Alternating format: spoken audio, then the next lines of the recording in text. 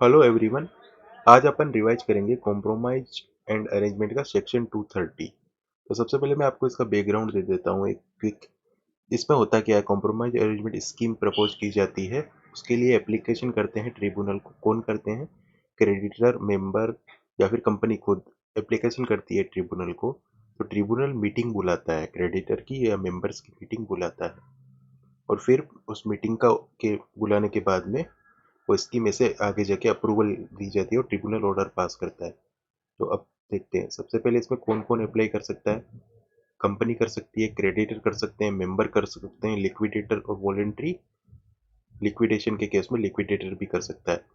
फिर ये एप्लीकेशन करने के बाद में ट्रिब्यूनल मीटिंग का ऑर्डर पास करेगा। क्रेडिटर की या क्लास ऑफ क्रेडिटर की, मेंबर या फिर क्लास ऑफ मेंबर की meeting बुलाएगा।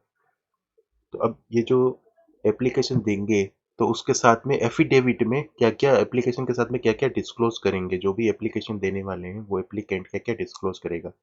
All the material fact, company के रिगार्डिंग जो भी मटेरियल फैक्ट है ना सारे, जैसे कंपनी की लेटेस्ट फाइनेंशियल पोजीशन क्या है, उसकी लेटेस्ट ऑडिट रिपोर्ट, और कंपनी के अगेंस्ट कोई इन्वेस्टिगेशन पेंडिंग है या प्रोसीडिंग पेंडिंग है, तो ये सब एप्लीकेशन के साथ में लगाना। कोई रिडक्शन ऑफ शेयर कैपिटल हुआ है तो उसके बारे में, उसका कोई कॉम्प्रोमाइज अरेंजमेंट हुआ है तो उसके बारे में डिटेल। और इम्पोर्टेंट, ये एमसीक्यू में के लिए इम्पोर्टेंट पॉइंट, कि अगर कॉर्पोरेट डेट रीस्ट्रक्चरिंग की कोई स्कीम भी साथ में अगर है, प्रपोज हुई है इस कॉम्प्रोमाइज एंड अरेंजमेंट के साथ में, तो कम से कम 75% जो सिक्योर क्रेडिटर इन वैल्यू है उनकी कंसेंट चाहिए होगी। तो consented by not less than 75% secure creditor in value. तो ये सीडीआर की जो स्कीम है उनकी कंसेंट से होगी, और उसके साथ में क्या क्या इंक्लूड करना है। तो उसके साथ में क्रेडिटर की रेस्पॉन्सिबिलिटी के स्टेटमेंट, और सेफगार्ड और protection to secured unsecured creditor, और जो ये सीडीआर की जो स्कीम प्रपोज हुई है उसके बाद में जो फंड रिक्वायरमेंट है कंपनी की, वो मीट होगी नहीं होएगी, उसके लिए क्या है, लिक्विडिटी टेस्ट की जो रिपोर्ट है वो ऑडिट रिपोर्टर्स जो है ऑडिटर से लेनी पड़ेगी। उसके बाद में कोई गाइडलाइंस है अगर आरबीआई की तो वो भी, और कोई वैल्यूएशन रिपोर्ट अगर asset liability, shares, intangible tangible movable immovable, उसकी रिपोर्ट भी देनी पड़ेगी रजिस्ट्रार वैल्यूअर की। फिर इसका मीटिंग जो है, उसका नोटिस, मीटिंग का नोटिस दिया जाएगा ट्रिब्यूनल। मीटिंग जो बुलाएगा उसका नोटिस दिया जाएगा। नोटिस किस किस को भेजना है? क्रेडिटर को, भाई जिन्होंने एप्लीकेशन जो जो दे सकते हैं वही हैं। क्रेडिटर को, मेंबर को, डिबेंचर होल्डर को, सेक्टोरल रेगुलेटर को, उनके इंडिविजुअल एड्रेस पे, रजिस्टर एड्रेस पे। उसके बाद में नोटिस के साथ में आपको क्या क्या अटैच करना है? Full detail of the compromise arrangement scheme, copy of the valuation report, जो ऊपर रिपोर्ट दी थी वैल्यू आर की रजिस्टर की, उसकी वैल्यूएशन रिपोर्ट की कॉपी।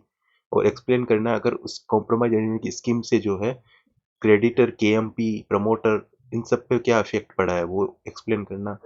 और अगर material interest of the any director और कंपनी के डिबेंचर ट्रस्टी का कोई मेटेरियल इफेक्ट पड़ेगा इंटरेस्ट पे, उनके मेटेरियल इंटरेस्ट पे कोई इफेक्ट पड़ेगा तो उसकी डिटेल, और कोई भी अदर मैटर। अब ये जो नोटिस दिया जाएगा, उस नोटिस तो देना ही है इंडिविजुअल लीडर्स पे।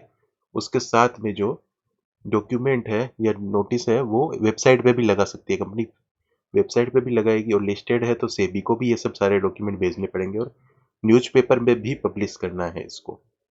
उसके बाद में सेक्टोरियल रेगुलेटर कौन कौन हो सकते हैं? Central government, income tax, RBI, registrar, liquidator, SEBI, ये सब। तो इन सबको भी नोटिस अपन ने भेजा था, याद है?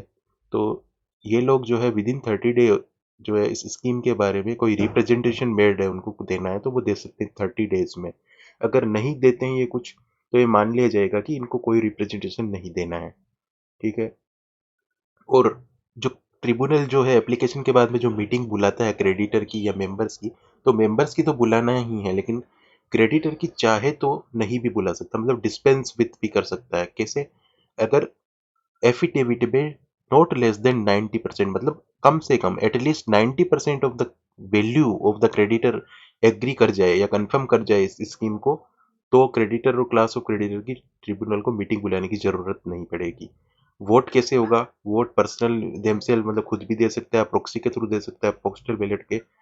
With in 1 month of the date of, मतलब नोटिस रिसीव होने के विद इन 1 मंथ में वोटिंग कर देनी है इनको। उसके अलावा ये इंपॉर्टेंट एक पॉइंट जो बनता है कि अगर कॉम्प्रोमाइज अरेंजमेंट स्कीम से किसी को ऑब्जेक्शन है तो वो कौन कर सकता है ऑब्जेक्शन। तो not less then 5%, sorry not less then 10% of the share holding, मतलब जिसके पास कम से कम 10% ऑफ द शेयर होल्डिंग है वो, या फिर having outstanding date amounting not less then 5% of total outstanding date. तो ये दोनों में से कोई भी जो है अप्लाई कर सकता है अगर उसको कोई ऑब्जेक्शन है स्कीम से।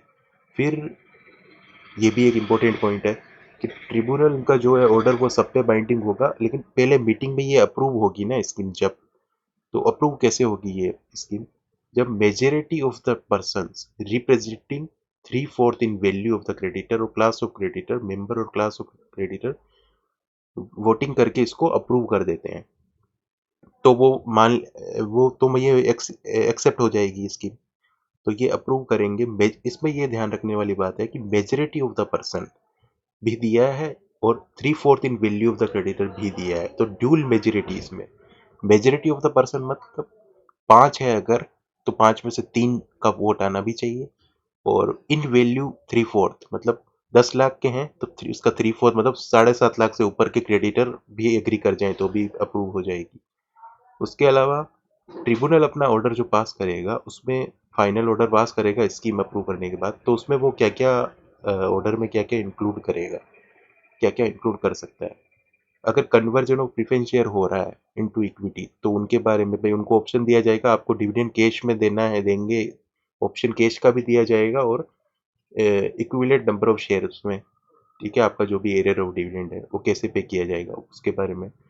और प्रोटेक्शन दे सकता है ट्रिब्यूनल अपने ऑर्डर के थ्रू किसी भी क्लास ऑफ क्रेडिटर को। और अगर कोई वेरिएशन ऑफ शेयर्स हुआ है तो वो अंडर सेक्शन 48 होगा, मतलब variation of share holder right हुआ तो अंडर सेक्शन 48 होगा। कोई कॉम्प्रोमाइज और अरेंजमेंट जो एग्री किया है, क्रेडिटर ने एग्री कर लिया है, तो कोई भी प्रोसीडिंग पेंडिंग है ना BIFR एक्ट में वो अबेट हो जाएगी, वो फिर काम की नहीं है।